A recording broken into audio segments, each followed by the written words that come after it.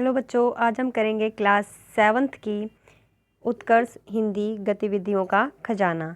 इससे पहले की 30 वर्कशीट आपकी इसी चैनल शिक्षा के रंग पर हो चुकी हैं। आप चैनल पे नए हैं तो चैनल को सब्सक्राइब करें। आज हम स्टार्ट करते हैं वर्कशीट नंबर 31। आओ अपने शहर को जानें। आप देखिए यहाँ पर इतनी सारी पिक्चर दे रखी हैं, ये सब ठीक है, सब दिल्ली में ही है। ये आपको अब ये चित्र देखकर बताना है कौन सी चीज़ का क्या नाम है, तो यहाँ पर लिखना है। ठीक है, चित्र में दिए गए दर्शनीय स्थानों के बारे में चर्चा कीजिए। परिवार में या अपने मित्र के साथ चर्चा करें या आप अपने घर में चर्चा कर सकते हैं। बाकी नीचे क्या दे रखा है अभ्यास 2 में, चित्र में दिए गए दर्शनीय स्थलों के नाम लिखिए। ठीक है, तो क्या क्या है, लाल किला है, ठीक है, ताजमहल नहीं, इसमें ताजमहल तो नहीं है, ठीक है, और दिल्ली में वैसे भी ताजमहल नहीं है, वो आगरा में है, उत्तर प्रदेश। ठीक है, तो यहाँ से कट कर देंगे। लाल किला, संसद भवन, कमल मंदिर, जामा मस्जिद, हुमायूं का मकबरा, कुतुब मीनार, राष्ट्रपति भवन और अक्षरधाम। ठीक है, आप इसको हटा देना यहाँ से। ठीक है,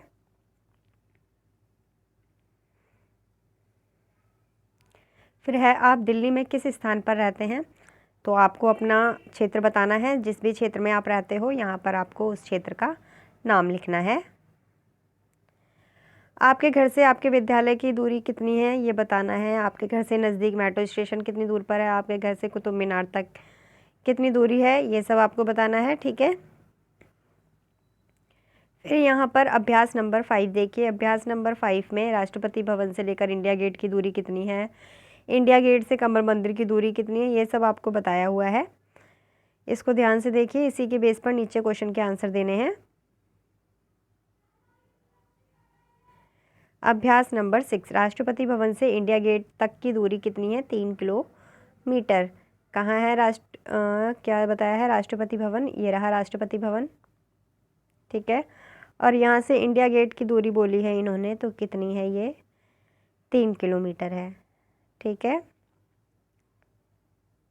फिर नीचे देखिए, सरोजनी मार्केट से इंडिया गेट तक की दूरी कितनी है, 7 किलोमीटर है, ये आप अभी देख लेना। राष्ट्रपति भवन से कमल मंदिर की दूरी कितनी है, 15 किलोमीटर है। अब है आपकी वर्कशीट नंबर 32, चुनाव चर्चा। ठीक है, चुनाव चर्चा कब करते हैं, जब चुनाव आने वाले होते हैं तभी चर्चाएं शुरू हो जाती हैं चुनाव की। इसमें देखिए एक पेड़ है, पेड़ के नीचे सभी बैठ के क्या कर रहे हैं, चर्चा कर रहे हैं। ठीक है, गर्मी की छुट्टियों में अंकित और पूजा अपने गांव गए थे। वहां उन्होंने देखा कि गांव के लोग चबूतरे पर बैठकर घंटों तक चुनावों के बारे में चर्चा करते थे। चुनाव कुछ दिन बाद ही होने थे। अंकित और पूजा भी कभी कभी उनकी चर्चा को सुन लेते थे। उन्होंने देखा कि सभी व्यक्ति एक बात पर सहमत थे, और बात यह थी कि जैसे ही चुनाव नज़दीक आते हैं, अलग अलग दल के उम्मीदवार हमारे पास आते हैं और चुनाव जीतने के बाद कभी गांव की समस्याओं को सुनने नहीं आते। गांव के लोग यह भी कह रहे थे कि अब की बार उसी उम्मीदवार को वोट देंगे जो गाँव में आधारभूत सुविधाएं उपलब्ध कराएगा। ठीक है, ऐसे ही होता है ना चुनाव के टाइम पर। अब आपको क्या करना है, यहाँ पर इस चित्र को देखना है। पहले चित्र 1 देखिए, ये चित्र 1 है और ये चित्र 2 है। ठीक है,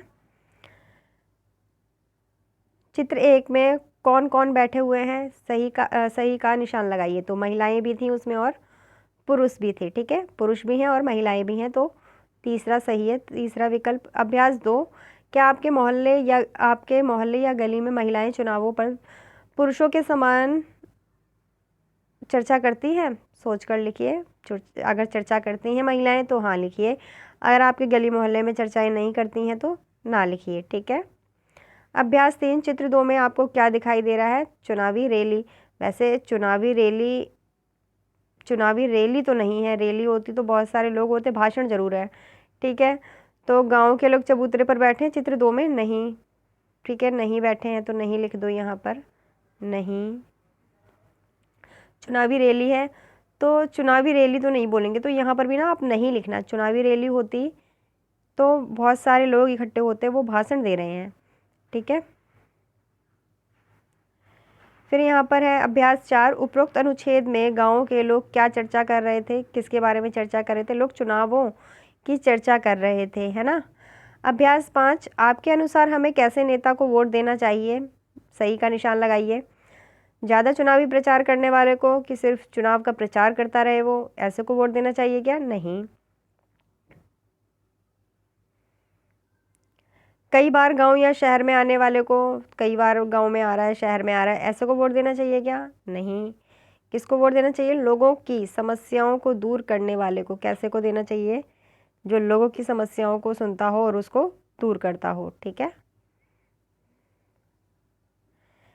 अभ्यास 6, क्या आपके क्षेत्र के चयनित प्रतिनिधि चुनावों के बाद भी आपकी समस्याएं साझा करने आते हैं, अपने विचार लिखिए। अगर आपके यहाँ पर वो जीतने के बाद भी आते हैं आपके दुख दर्द सुनने के लिए, समस्याएं सुनने के लिए, तो हाँ लिखिए, अगर नहीं आते हैं तो नहीं लिखिए, ठीक है।